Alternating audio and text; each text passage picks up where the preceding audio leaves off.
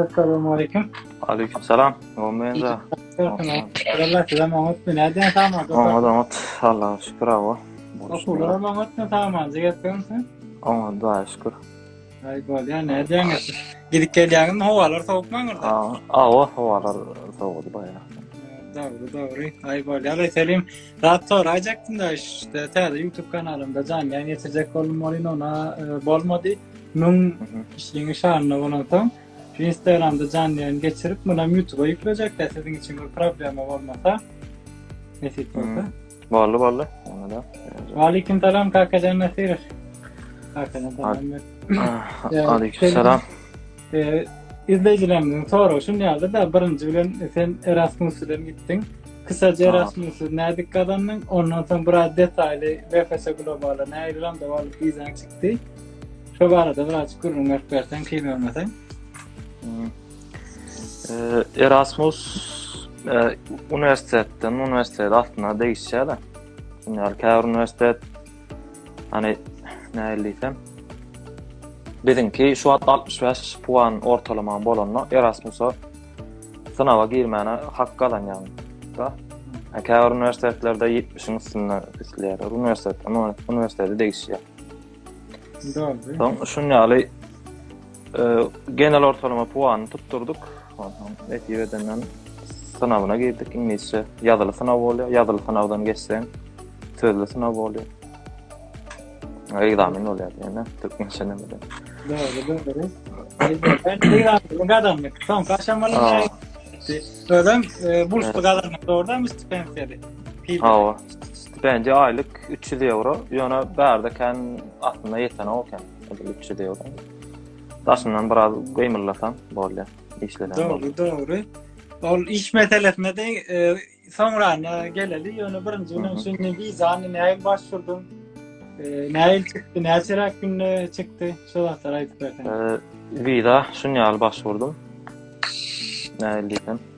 Birinci bilen Erasmus ile zat edecek olsam, gelecek olsam bärik oku Erasmus sen geçenden, egzaminden geçenden soň zat edýän. Sana aýsy üniversitetle gidip biljeň hakynda näme üniversitet bilgi berýär sana. Şu üniversitetler Polşada meselen, Sloveniýada, menki Sloveniýa bar, biram Polşa bar. Polşa öňem 2019-da gelen üçin ýene Polşany seçdim. Hem egzaminler biraz ankat bolýar mende geçme Erasmus'tan.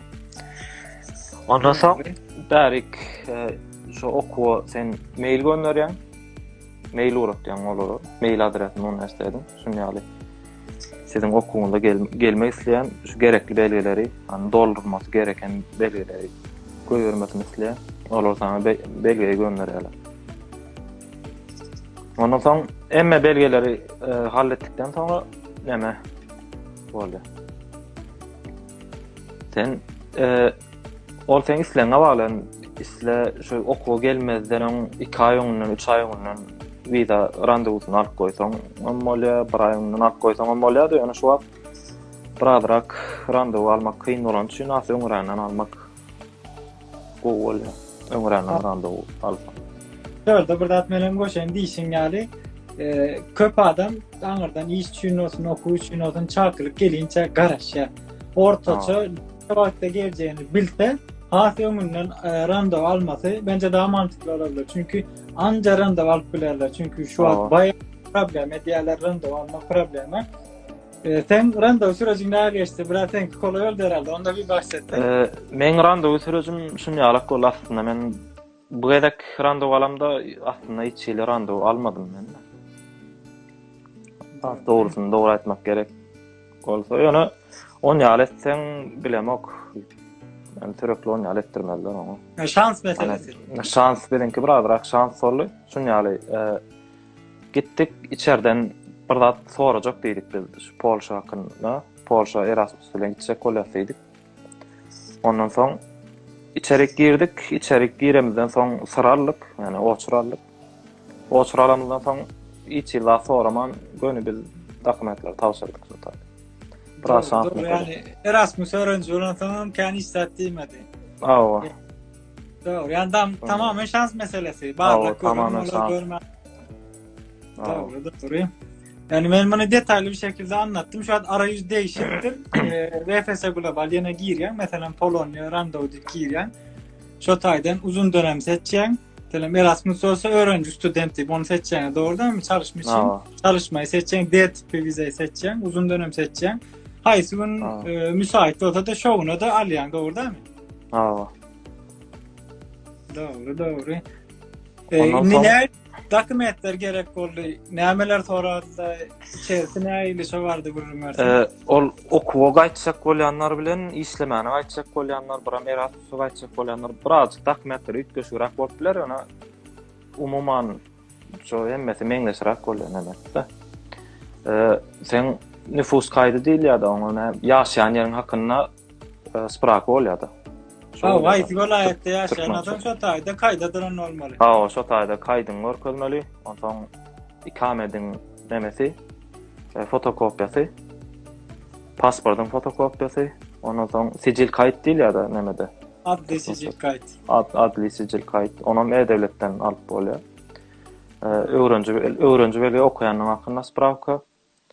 Üniversitetten gelen priglaşen, yani 4 yıllık okuw gaýtsak bolýanlar üçin Erasmus'a gaýtsak bolýanlar üçin ikisi üçin sowurlar. Doğru. Priglaşenýa. Ondan soň sen edil Erasmus'ta bizden nämäni soraýarlar bilemok, soň beýleki nämelerden soraýarlar, soranoklar bilemok. Şu bärden biz apşagadanam daha durat durýas priglaşenýa. Onam görkezmeli. Edil biz görkezmeli, onu beýleki abaşyn üniversite üçin gaýtsak bolýanlar üçin olur üçin sorap bilerler. Yani işlemän gaýtsak bolýanlardan belki. Doğru. Şu an Serdar'ım işte yaptım ya. Belki Serdar iş için ilkisiyle gördü de 3. kişi ol koş bolyan nasıl Serdar'ım bormata alayım. 3. kişi ol koş bolyan ka. Bolyandır büyük ihtimalle. Görürüm.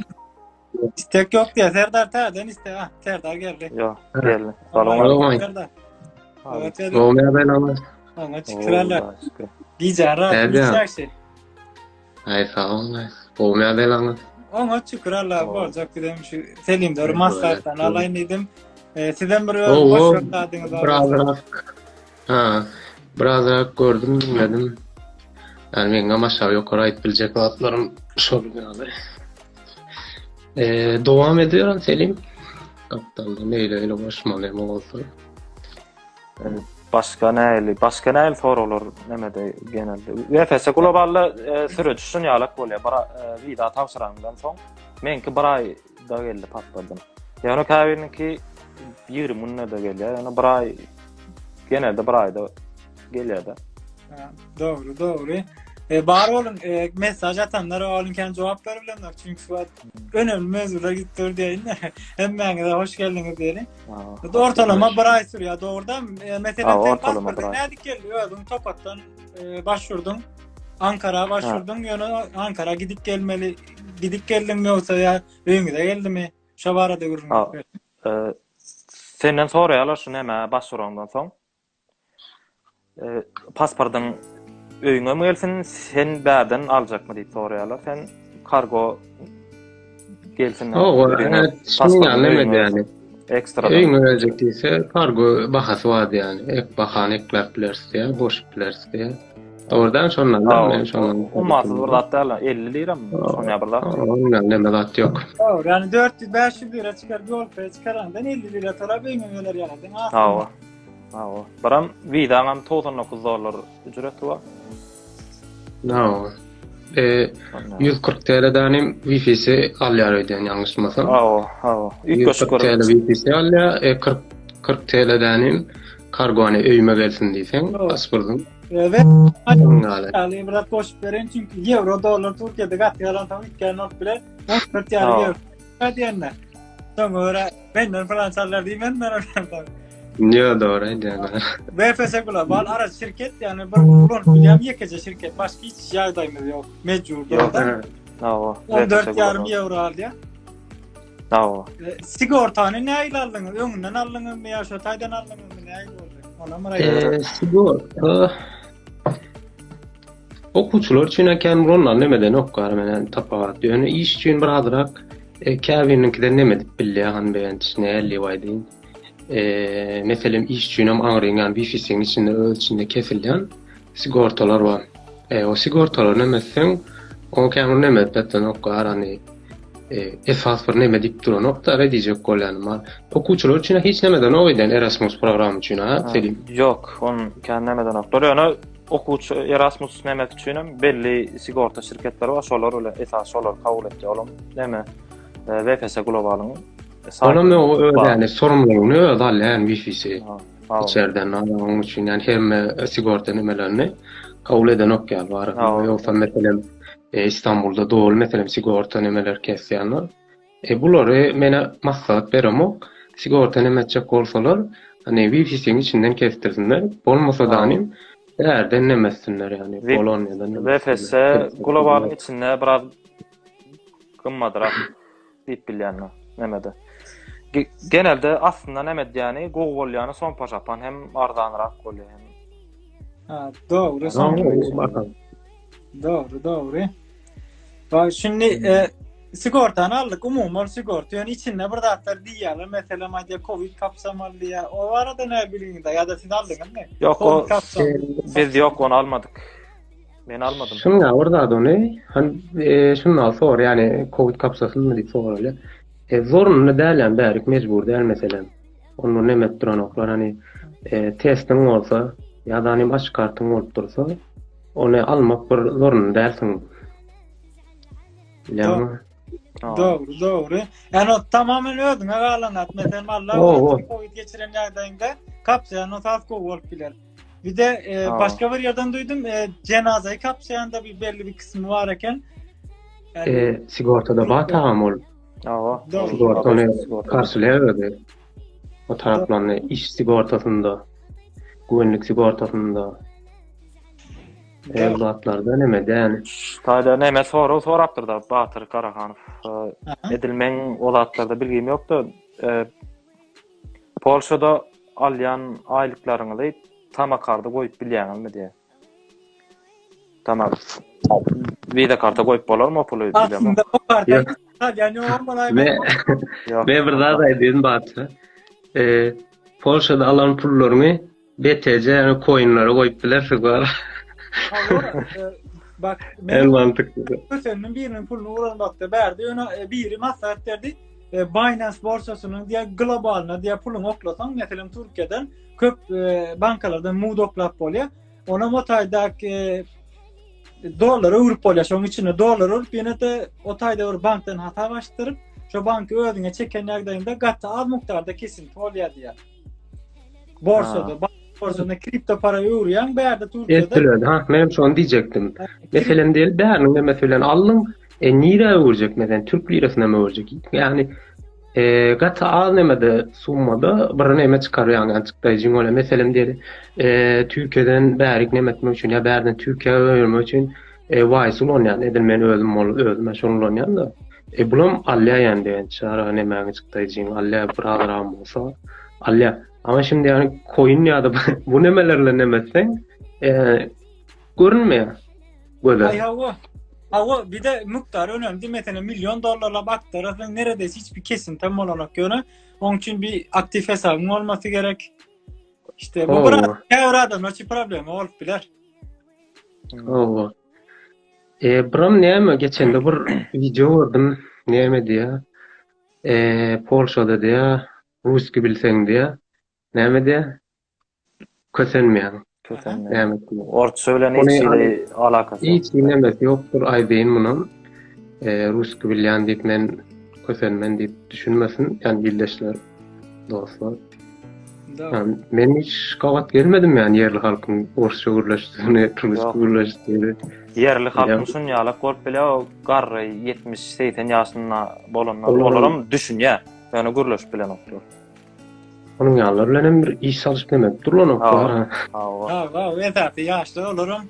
Ulu şäherlerde ingilisçe bilýärler diýerler. O ingilisçe birazcık da ulu şäherlerde bilýärler. Bilýärler.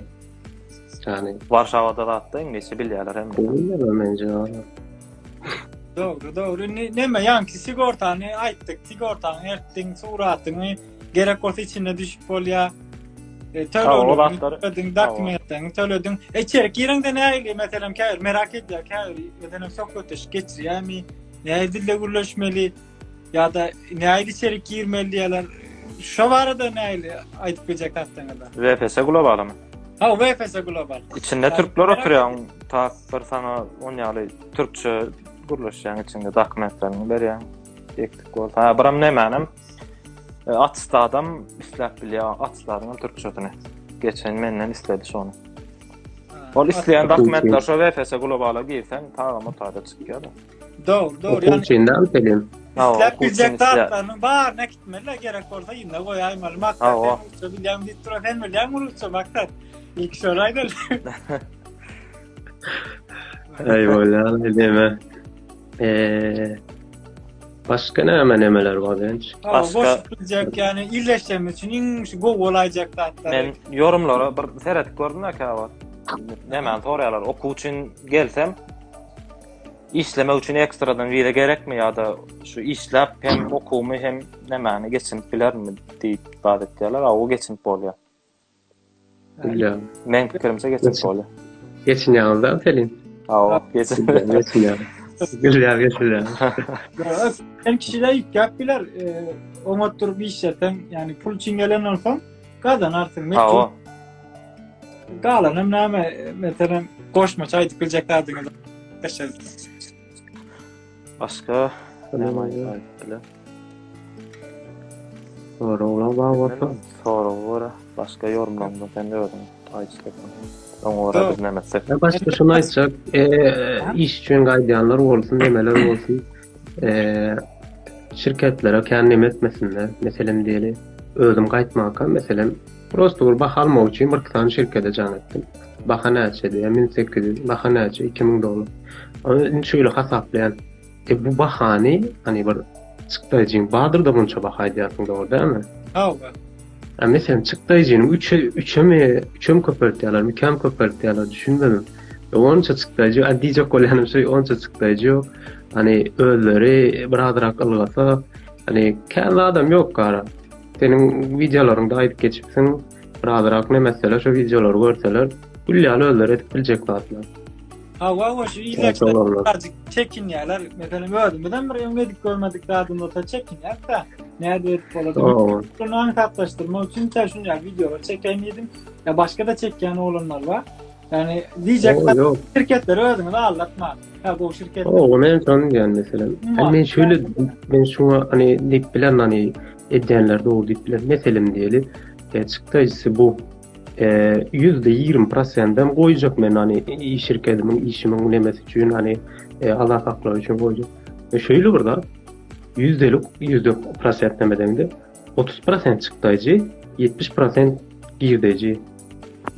Yani düşündürüp bilendir ne diyecek kolanım. $2000 nedir? $2000 nemesinde ya da $700. Galan en iyi de $300 gibi. Hani bilmem onlar etmelerken var.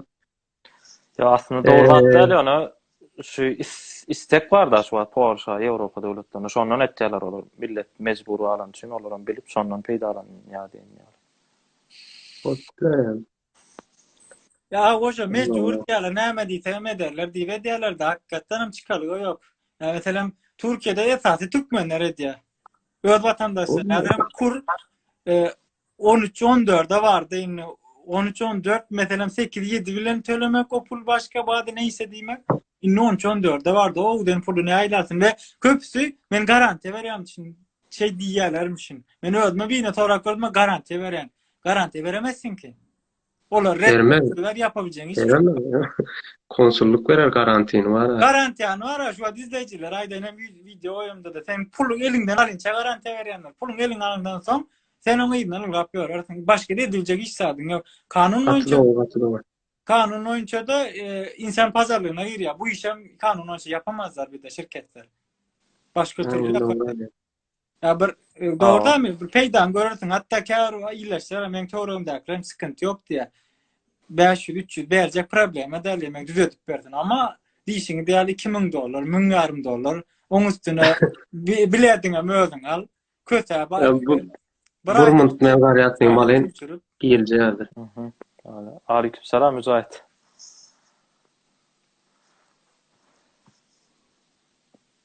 Ay böyle. Senin başka koşulacak adın var mı ya da maslar adın? Mesela Ey, başında işler diyen mümkünçülük olan yagdayında. o daşyndan işläp bolýar. Daşyndan soň ýaly Uber we Glovo we hani köp kişi eşdenler büyük ihtimalle. Uber, Glovo, başga näme? Bolt we şoň ýaly öz işläp biljek işiň da sen başlygyň ýok. Ya sana işe saat plançada gel, plançada git diýen ýok. Özüň uygulama näme diýen? Aplikasiýony şoň ýaly kaýt bolýar. Soň senden gerekli zatlar isle, pasportyň suratyny isle, ondan soň öwrençi kartyň suratyny isle, adatda o zatlary biram suratyny isle. Oturan jeriňden zat edýän onu. Ondan soň bir partner bolýar, partnere maňta tapylýar. Ondan soň bir het içinde birden ýangy başladyk şol işe-de. Evet, şol bolsun. Oku üçin gowy iş şoň ýaly nämetde. Okuwçylar üçin. Näme iş? Şo Uber Glovo. Peki Uber. Ha, Uber işte o. Doğru diýen gatuwy. O Uber'in ýagdaýyny Serdar aýdyp berer, nas nemerek bolan. Serdar sen aýdyp mesela Uber için näme dil gerek? Köp saýda Uber ýap bolarmy kaýada dil bilen mokdy ya. Bir masal. Bolar, men dil nädi? Meselem öz diline men tanıyandan bilýänlerim bilen ok, men öz yerli halkyň dilini anglisski, özüm işleýän anglisski käwr ýerde gerek bolýar. Käwr ýerde. Müşteri meselem sen uygulamadan mesajlaşýan genelde. Şoň ýaly sen adresine geldim diýersiň, zat diýersiň, juda hiç ýyl bilen okun insan. Girersiň translate 2 minutda kopýala ýapyşdyr. Doğru. Şoň ýaly sen adresine geldim. Yok, hiç ýyl problem bolmaz. Yo, onu hiç alat etmesinler wara. Katar kayn. Esasy mesele şörden bilen alıp bilmek de doğrudan bir probleme Esas mesele o şol. Esas meselen şol. Soň bäri nemeden soň birazrak ilk başta gözüňe garankyrak gelip bilýär, täze ýer, täze nämesem käm, biraz bir näme diýe çekindirýär ýa-ni. 2-3 gün öwrenşip gitdim. Ay ha. Emmerde başta baranda. Şoda emmerik nira baranda da dilini bilen meselem Türkiýe gelýärler. Bir ayda dilini çözýärler. Dil birine ýakylan, on ýaly däýlanyrda. Bir de nemet ýan barmaňyrda millet paraly edýänler barmy size garşy? Yok, millet paraly edýänler nerede bolupdylar? O kiçik şäherlerde şu wagt men okuyan şäher, o kiçik şäherlerine gitseň şo taýda. Olaram bäri de millet paraly etjek bolup durýan. Ýok, onu käwat hafta sonlary genelde bäriň halky içse. Ýagdaý gowat saňa garşy birazcık nemet biler. Abeýsine oňa millet parasylyk ýok. Ýoňul emken Selim hani üstünde durarlyk ýok bence. Yok, üstünde durarlyk bir problem var. Millet parasylyk ýok. Doğru. Yani adam hiç kimsenin işi yok. Hani %2%, 3% her yurtdan var on edecek. Türkmenistan'a gitti. Yani Türkiye'de olsan her yurtdan edecekler var onlarla. Onun için kendiler onu aydık geçmek demeden. Hatta Varşava'da da hatta sen bir adres tapmadığın ýagdaýda da hatta ta kim bolsa bolsun aýs halky bolsa gyýyz aýar adam tapawdy fark etmez. Taňa şu adresiň işine çen näkitýän bar akawatyň öňüne düşüp. Maňa gawat derlik çüýelek şol. Onun galan bar diýem. Ýa. Rutu bilen. No. Ay bali alay. Başım ýagdaý. Bir käwat tur ýatsalar mümkinçiligi bar bolsa neme dersiňiz da bir jogap berip taýda edip sizem meselem sonra Onu ne elimizden gelen zady. Ýerse geldiğinden kömek edip bersiňiz. Awa, şu nemeden notlary. Ýa-da käwat şunu ýaly ekstradan sonra olar çyksa. Ýene de şunu ýaly janlaýyn ýapşan şoň ora nemeden bar. Viz üçin atstat gerekmi? Atstat oku üçin gerekdir, doğru değil mi? Oku söyle gaçjak bolsam. Yo, atstadyň gönü özüm soranaklar näme dip şu türkçe çevirilen nämes bolsa. Atstadyň sen Türkiýe okuwaýdyňda türkçe näme diýen terjime etdirýän. Ha, Şonu telefonunda bir zatında bağ olsa şonu çıkardı balay. Mana şonu ýaly etdim. hmm, doğru, doğru. Ay bolýar. Şu an bu akşam Türkiye'den gaçak otur çünkü dolar aldı başını götürdü. Ha. Biram şu wagt Normal. iş bilen gaýtsak bol, işden çakylyk goýberip gaýtsak bolýarlar da, oň söýlenem gaýtyp bolar da, dam Serdar sen gördüň şonu ýaly edip gaýtdy. O edip bolar. Ýani oku bilen has garantiýarak bolýar nemesi. Doğru. Oku bilen ýa-da Ya, goşak oku adamlar bilen Elbette yani okun buralara çıktayızlar bayan odatlary ona mesela her kimin finans demesi yetmen bilýär benç ardan däle mesela ardan tapdym diýende de oň çıktayızlary mesela tölegleri ondan soň yani ondan soň köpüsi işlemen da edýär saýla işin kim dişim yani firmalar, şirketler diye 100%, 200% neme diye pulun alya ondan soň ay nesibaňdyr da diýerler de. O şondan. Ingolço oku bilen gaýtsaň. Birat kamera pul biler ýa-ni garantiýaň bolýar da sen näme bolýar. Ha, o mesela Erasmus bilen gaýtsaň. Ha, o bak şu daha mantıklı. Erasmus bilen mesela gaýtsaň neredeyse çıktıcı yok diýen ýaly we hibal ýa stipendiyal gaýtsaň çıktıcı yaparım belki şol. Yine bir da men hazır iş bilen gitsem çakylyk geldi. İş bilen gittim. Giden işimi beğenmedim. İkinci seçeneğim nedir? Yani okuwa kaýt bolup ýene täzeden çıktıcı edip birden çıktıcı da hem iş üçin çıktıcı eden hem okuw üçin. Yani birinci gerekde okuw seçmek daha mantıklı bolup biler. Bir de belki öňümizde ikinci dönem kayıtlar başlar diýen ýaly. İkinci dönem okuw üçin kaýt başlaýan Serdar men onu İkinci dönem açan üniversitetler ba. Biram näme de bar? Dil kurslary mı? Isteseň oňa da bärik bir gelende oňa da. Dil kurslary nälerin konsulluk yetersiz görýär 300 sagady. Ha, konsulluk 300 sagady yetersiz görýär. Ondan soň beren o dil kurslaryna meselem diýerler birazrak arzanrak bahadan näme dilýär boly. Köp kişi dil kurslaryna näme diýanam bolýar boly. Dil kurslary diýişim 300 sagady konsulluk yetersiz görýär. Hani geçende menem onu şöyle bir öz başımdan geçiren önemem değil de hani nemelerde yazıyalar paylaşıyorlar şu taylardan aldım yani o bilgini okudum dişimden. Doğru. Bir üniversitetten köpüsü mesela sen can edip %100 dil için gurlaşya diye ya da köpüsü isten diye o var da bilgin var mesela İngilizce seviyen. Olamay için ya üniversitede oraya ütkiye oldular. Mesela geçenlerde bir nemeden Serdar'a nemeden nemezdi. Onun anneme bolmadı ama yemedi annemeler bayağı kaviri gelen soňda diýenler bar. Sen ol girsek bolan okuň aňyrdan öz zat eden ýagdaýynda başwursa şo okuň nemesine mail atsa okuw sana geri dönüş ýapýar. Mailden jogap berýär şunu ýaly. Gerekli zatlar näme bolmaly, näme etmeli. Bizim okuwumuz meselem bir Radom şäherine okuw. B1 seviyesinden emisliye. Lehçe yani bäriniň palyatça isle. İngilizce der. Ama köp okuw Warşawa tarapdan hatta köp okuw İngilizce bolýar olurdy.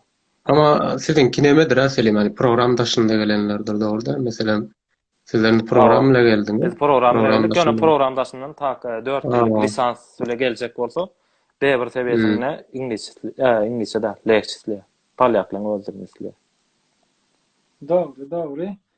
Ya şu biram näme soradylar şu grupda da menem döwlete danışdym onun gulluk etmedik bolsaň diýip WFS globala gideňde gulluk eden bardy hat isleýär diýdi. Döwlet aýtdy, mena diýär ýok da diýdi. Öýdi. Gulluk etmedim. Onu ýalam hatym ýok diýdim, ama hiç problem etmedi. Şu bizden mislan okdur ona. Sever biz yerli halk için isleyen oluplar mesela Türkiye'de nemedilen olsa tani halk için edilen oluplarlar. Türkiye'de Türkler için islerler onu. Bizden isleyen. İşin bıram okuw için hesabında pul görkezmeli, näçerak görkezmeli bol aýnaýdaýyn. Onu forum dolduruşuna bağlı. Forumda näme diýip doldurýar mesela sponsor garşylaýan, aňyr tarap garşylaýan olsa iş özüňe değişinemeni doldurmaly da forumdaky. Ama dolduran ýagdaýynda da ýan kaýsymýaly görkezmen gerek. 3 aýlyk hereketiň görkezmen gerek bankadan. O 3 aylyk hereket nemede bankdan hesap hareketliligi diýip alýar-da bir dokument çykaryp berýär. Onu öngörülen hani görkezlen bir miktar var mesela. Yok pardon, Onu hesap dökümü. yazýarlar nemeden Schengen üçin görkezlen miktar näçe diýsen, özleri neme diýerler. Yani onun hesabında bolmasy gerek yani okulun Doğru. istenenler. 3 aylyk hesap dökümini alanda sen bankadan hesap dökümini isleýän diýsen 3 aylyk alsan. Doğru. Ama Ama üç ay şunu nemetmelerle mesela Ertil VFS Global'a gidecek $10.000 attım içine gittim bolo nokta orada hareket yok. Düğün attım. Demek ki bir direkt bir yerden eğlenip bilirsiniz. Yani Ey, 3 ay bilmedim. önce Biraz yatır. gene de Onu pul görkezsen go. Ya on ýaly sen mas Onu- bolar ýa toplu pul görkezsen sebäbi sen şu taý gitjek bolýan. Nemedip biçimde kartymda pul var diýsen.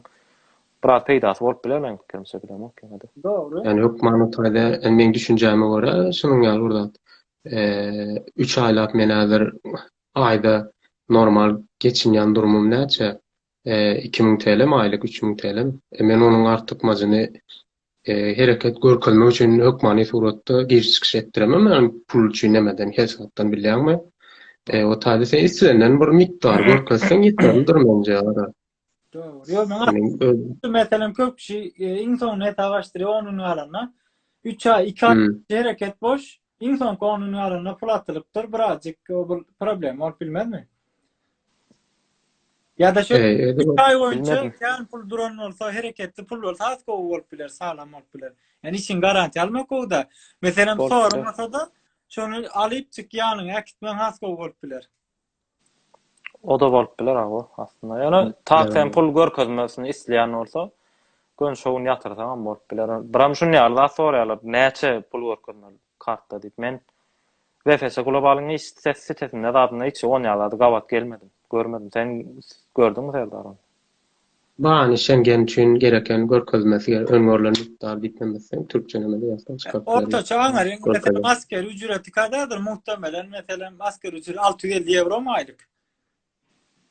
Şoň ýaly Yani ülkeye göre nemede ýöne mesela Polonyň üçin diýip demezsen görkez yani. Mesela Polonyanky başga, Litwanyanky ýaly beýlek ülkeleriniň başga ýani mesela asker ücret nemeleri ütkä bilýän neme bilen. Doğru. Yani Polonca Yani menim bu nemelerde hani hiç bir zadyny 100% yani aňyr başy bilemok yani gelenlerimize bu lokalnat geçenok bilýänsiň özüňiz. ya Türk Hani görünmezden, eşdenmezden, hani öz başımızdan geçirenlerimizden gidip de başka ona bir aldanmasınlar.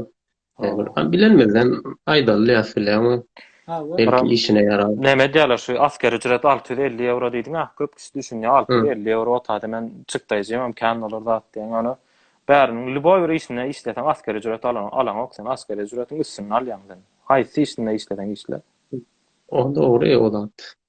Sebäbi Polşada asker ücret men göremde asker ücretli işlen näme halk %5 götürürmü, %3 götürürmü şoň ýaly. Doğru. %2 milyon menem son ýaly işte. Ha.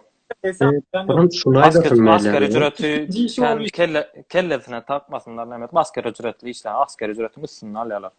Haýsy işde işlesin. Tapady. Buran şunu aýdasym mele alym güýji edil aňryk seredeňde ýaman gowy. Meselem diýeli gato. Burgunky galanjyň bula 20 gün sen mesela market alışverişini yapdylar sen bir gün alışverişini. Olam näme alışveriş edýärsiň istediň nemelerini bilip bilersiň var. Hasaplap berer Serdar näme mesela günlük ortalama Uber ýapyp näse alyp bolýar. Tak 10 saat işleten. Tabii bizimkiler aňyrda Türkiýede 12 saat 10 saat işläp öwrenşenler. 8 9 10 saat işläňde 250 bilen 300 zlotyň arasyny alyp bolýar. Bu şäherde nämese.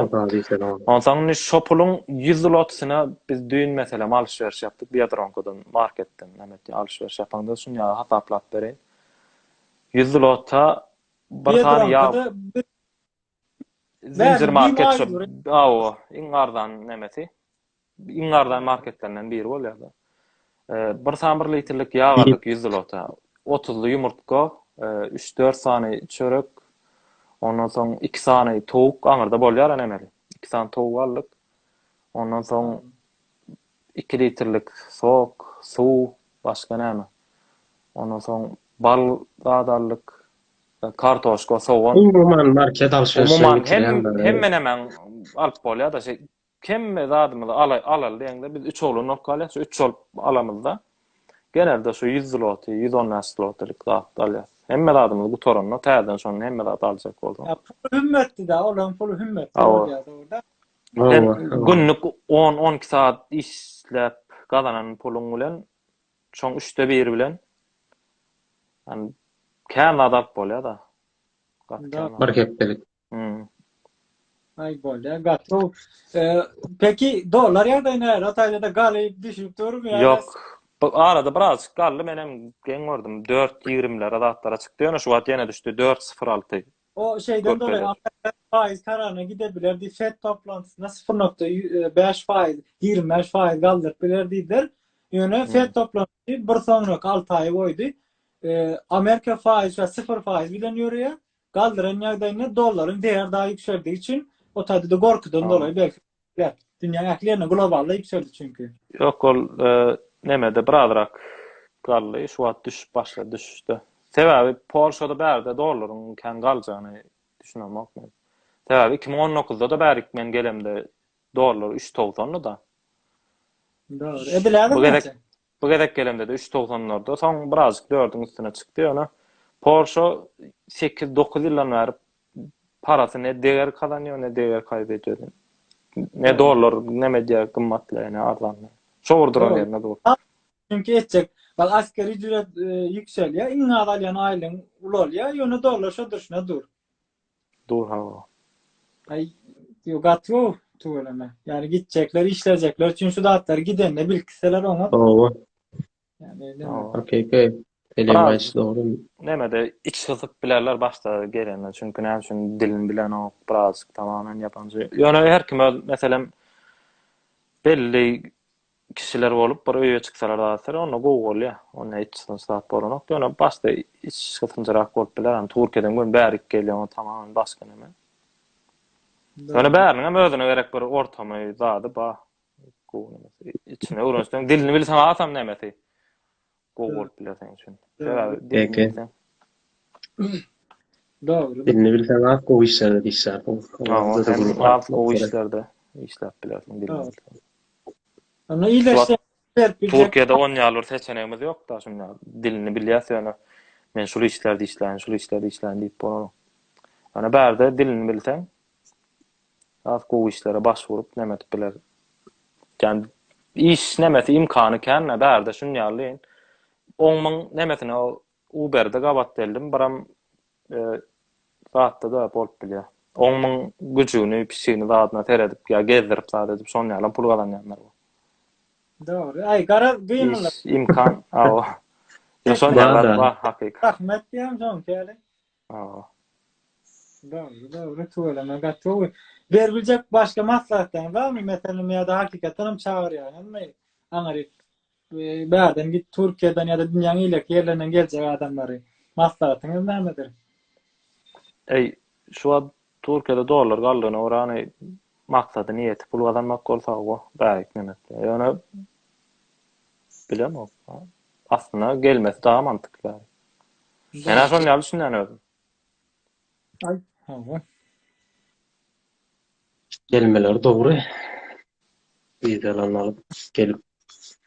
Näme üçin diýen, meselem Türkiýede näme üçin barsyň? Bir zatlar maşgalaryny uzakdasyň, biraz da gazanmak üçin uzakdasyň.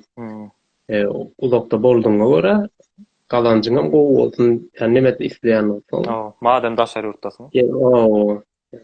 Aýraçylyk ýaşaýan bolsaň gelip işläp biraz özlerine nemet bilerler. Gowy kömek bolar özlerine. Aňyrda häzir gazansaň Aňryk näçe dollar urat bolar? 200-250 dollar urat bolar.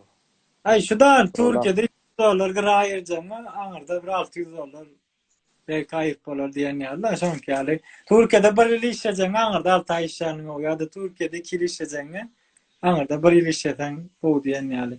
De Avrupa'na bunu gelip görebilýän doğru değil mi? O var Avrupa. Avrupa islenlik döwletine şun ýaly. Sen İstanbuldan Ankara'da da gitsen autobus bilen ya da samolyot bilen sen iş saat nemeden oklara. Edil şon ýaly. Doğru. Ay bol. Ya başka koşulacak dağdın mı Selim? Menne paka şular benzer bar bilenzer atlan bir yana da bilem yok yani yadımdan çıkanlar da olsa. Doğru doğru. Hani köp kişinin öz merak edýän bir gyzyklanýan atlaryny anetdim de. Doğru doğru. Ay bol ya ne tip olduğunu yine kâba tur it koşurak toralar varsa baktığınız boşrak olsa bir haberleştirir olsa. Nesip bolsa. Ha bu Aha. ne tip adamından indirebilsem ne metcek YouTube'da paylaşacak sizin hem izlediğiniz bağ varsa dinlersin. Böyle. Borona sağ olun. Problemi de. Böyle. Aha. Görüşmek üzere. Serdar selam. Sağ olun. Aha. Sağ olun. Böyle. Sağ olun. Sağ olun. İslam. Eyvallah. Tamam. Sağ olun.